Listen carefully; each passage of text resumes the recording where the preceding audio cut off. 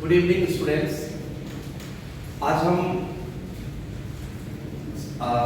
माध्यमिक 2026 के लिए जो महत्वपूर्ण इम्पोर्टेंट जो टॉपिक्स है या क्वेश्चंस जो ज़्यादातर माध्यमिक में पूछा जाता है उस पर हम एक प्रकाश डालेंगे, जो कि पिछला साल भी और बैक टू बैक इस तरह के प्रश्न हमेशा पूछे जाते हैं।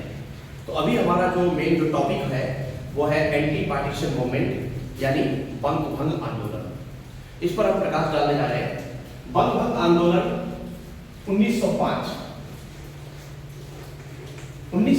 में बंग भंग आंदोलन हुआ था। इसका जो बंग भंग आंदोलन करने का मूल उद्देश्य क्या था?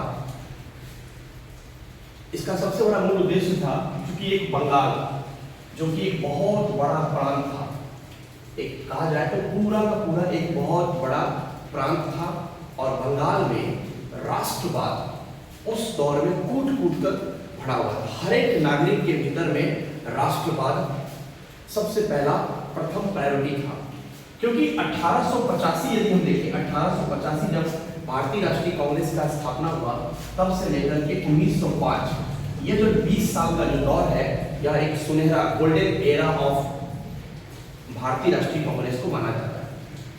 अब ये 1905 में जो बंग भंग आंदोलन हुआ, इसका कारण क्या था कि बंगाल में राष्ट्रवाद पूरा चरम पे था, और उस समय लॉर्ड कर्जन ने बंगाल का विभाजन किया।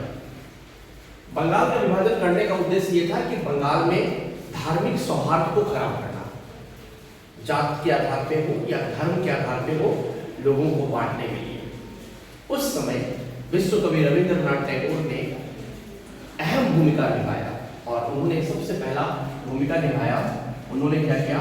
रक्षाबंधन के उत्सव को मनाने के लिए कहा। हिंदू पुरुषों को मुस्लिम महिलाएं, और मुस्लिम पुरुषों को हिंदू महिलाएं, अर्थात एक दूसरे के हाथों में राखी को बांध करके ये तय करेंगे कि हमें आप चाहे कितना भी धर्म के नाम पे या जात के नाम पे बांटने का प्रयास करो, लेकिन हम सब एक ही रहेंगे, अर्थात राष्ट्रवाद को कायम रखेंगे। इसके अलावा उन्होंने महिलाओं से आह्वान किया कि महिलाएं जो है घर से बाहर जो है निकलेंगी, चूल्हा चौका छोड़ करके घरों में चूल्हा तक नहीं जलेगा।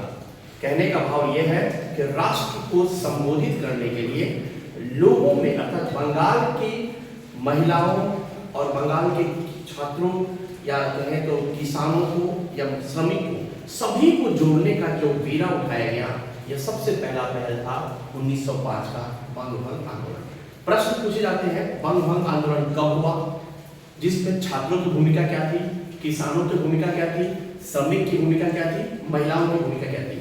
अगर हम बंग भंग को सिर्फ समझ ले कि इसका आधार क्या था, तो हम इसका विश्लेषण अलग अलग तरह से कर सकते हैं। महिलाओं की भूमिका यदि हम देखें, कुछ महिलाएं थी जिनका नाम जैसे मातंगनी हाजरा, कल्पना दत्त, प्रियलता वाडेकर, सरोजनी नायडू, ऐसी कई सारी महिलाएं थी जो पुरुषों के साथ कंधे से कंधा मिलाकर एंटी पार्टीशन मूवमेंट अर्थात बंग भंग का हिस्सा थी।